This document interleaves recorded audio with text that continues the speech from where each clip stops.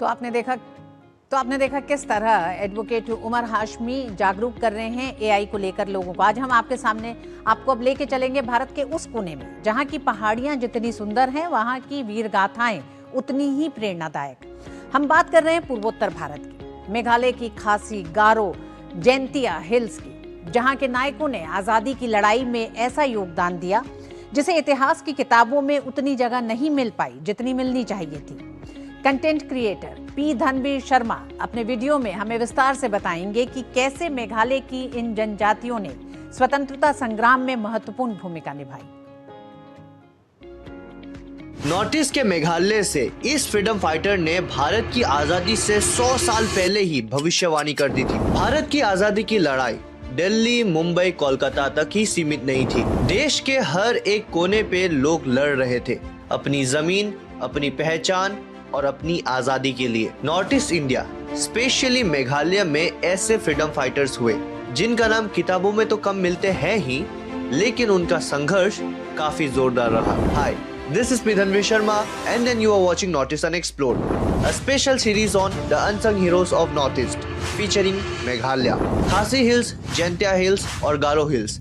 मेघालय के ये 3 रीजियंस और 3 अलग अलग कम्युनिटीज का घर, लेकिन एक कॉमन सोच, अंग्रेजी हुकूमत के अंदर काम नहीं करना। 19th सेंचुरी की शुरुआत में खासी हिल्स के नोंगक्लाव रीजन के चीफ यानी मुखिया थे यू तीरथ सिंह श्याम। ब्रिटिश एक मिलिट्री रोड बनाना चाहते थे आसाम को सिलहेट, जो आज बांग्लादेश में है, जोड़ने के लिए। ये रास्ता खासी लोगों के इलाकों के बीच से गुजरने वाला था। शुरू में बातचीत हुई और खासी लोग मान गए इस रास्ते के लिए, लेकिन तीरथ सिंह को जल्द ही समझ आ गया ये रास्ता सिर्फ रास्ता नहीं, ये कंट्रोल यानी अंग्रेजों का कब्जा करने का एक तरीका था।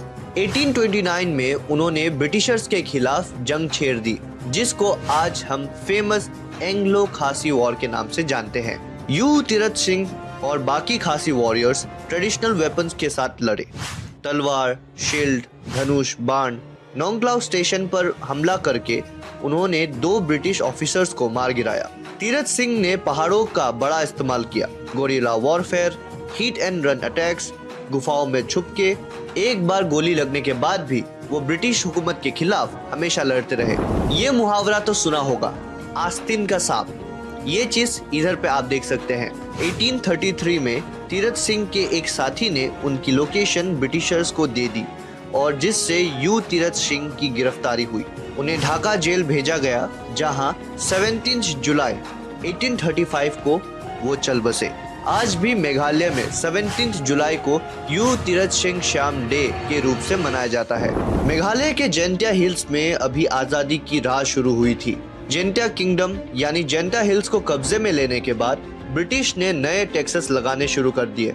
हाउस टैक्स, इनकम टैक्स और लोकल रीति रिवाज में काफी ज्यादा इंटरफेयर किया। इसी के खिलाफ खड़े हुए यू क्यांग नांगबा, ये पनार कम्युनिटी के लीडर थे। उन्होंने लोगों को ऑर्गेनाइज किया, टैक्स देने से मना किया और ब्रिटिश आउटपोस्ट पर हमला करना शुरू कर दिया। ये सिर्फ एक प्रोटेस्ट नहीं, ये था ओपन रेबिलियन यानी पूरी विद्रोह। आखिरकार एक लंबे मुठभेड़ के बाद उन्हें पकड़ लिया गया।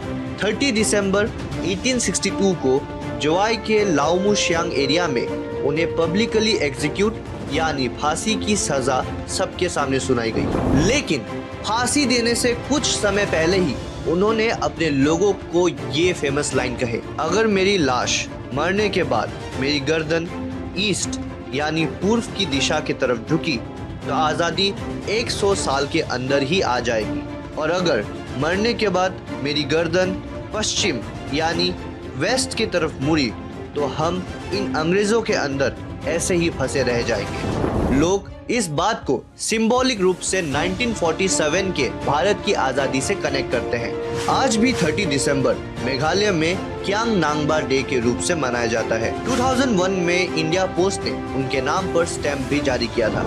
ऐसे वीर को हमारी तरफ से सलाम। गारो हिल्स में ब्रिटिश हुकूमत की पकड़ 19th सेंचुरी यानी 18वीं शताब्दी के अंत तक काफी मजबूत हो गया था। इस दौरान एक जाबाज क्रांतिकारी उभर कर आए, पा तोगांग सांगमा, जिसे हम पा तोगांग नेंगमिंजा सांगमा भी कहते हैं। वो गारो कम्युनिटी के पहले आर्म रेजिस्टेंस लीडर यानी हथियारबंद विद्रोह में से एक थे। 1872 में ब्रिटिश सोल्जर्स ने गारो हिल्स में कैंप लगाना शुरू किया। पातोगांग ने डायरेक्ट वॉर नहीं चुना, उन्होंने स्ट्रेटेजी चुनी। रात के अंधेरे में तो आपने